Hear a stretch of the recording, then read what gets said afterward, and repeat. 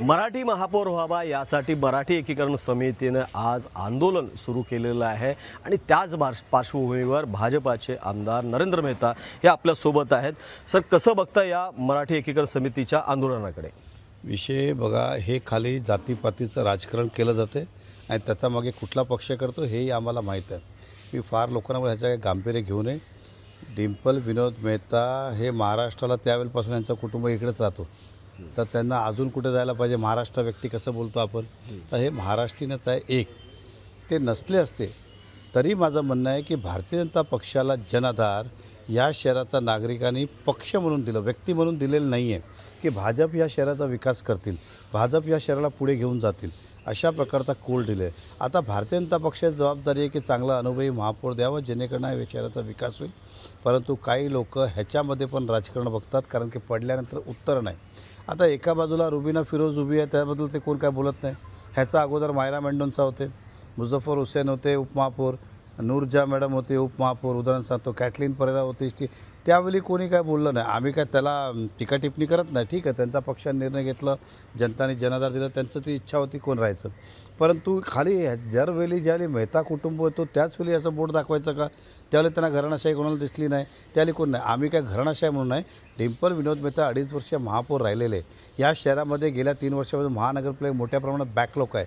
अनुभवी महापौर दिलं तर फटाफट कामाला गती देता येईल आणि कामं गतिशील होतील, शहर पुढे जाईल। या जातीपाती राजकारणामध्ये आम्हाला जायचं नाही। आम्ही या शहराचा विकासाला आलो आहे आणि नक्कीच आपल्याला दिसेल की डिंपल विनोद मेहता यांच्या नेतृत्वाखाली सर्व आमचे नगरसेवक या शहराला प्रगतिशील करत आहेत। नक्कीच मागच्या वेळेला जेव्हा डिंपल मेहताजी महापौर झाल्या होत्या तेव्हा मराठी एकीकरण समितीने पण मराठीचा मुद्दा उपस्थित केला की महापौरनं मराठी आलं पाहिजे। मग हे नेमकं काय? मागच्या वेळेला मराठी आलं पाहिजे होतं, आता मराठी महापौर पाहिजे। बघा असं आहे, आता ह्याच्या अगोदर कोणता मराठी महापौरच होता ना। उदाहरण सांगतो, ज्योत्स्ना ते असणारे भाजपचीच होती ना। तर असं नाही ना की मराठी द्यायचंच, मराठी माणूस द्यायचंच नाही आहे। ज्यावेळी योग्य निर्णय होईल, पक्ष त्यांच्या या शहराला गतिशील कोण करेल, पक्षाचं सर्वांचं मत काय, ह्या सगळं मत विचारात घेतले जातात ना, की त्यांनी सांगितलं म्हणून कोणीतरी करायचं, असं होत नाही। हा भारतीय जनता पक्षाचा महापौर आहे, मी एवढंच समजतो। आणि भाजपच्या नेतृत्वाखाली डिंपल विनोद मेहताजी सर्व नगरसेवकांना, सर्व पक्षाच्या सोबत घेऊन ह्या शहराला प्रगतिशील करेल। हे राजकीय आहे। मी एका बाजूला मी जसं बोललो, रुबीना फिरोज शेखबद्दल कोणी काय बोलत नाही आहे आणि ते मला काल मी ऐकलं ते बोलतात ते कुठे निवडून येणार आहे। मग निवडून येणार तर उभे कशाला आहेत? मग उभे कशाला आहे? मग तुम्हालाही माहीत आहे की हे राजकीय पक्षामध्ये निवडणूक लढावी लागतात, कोण निवडून हा नंतरचा भाग आहे।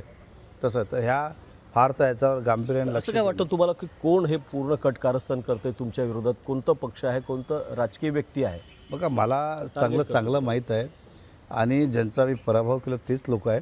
परंतु मला हे जाहीरपणे बोलून आज चांगला दिवस आहे भारतीय जनता पक्षासाठी। या शहराचा प्रथम नागरिक आपल्याला 3 वर्षानंतर मिळतो आहे। आपण ते उत्साह आणि जल्लोष सादर करूया, कुठे यांच्या नादी आपण लागूया। धन्यवाद।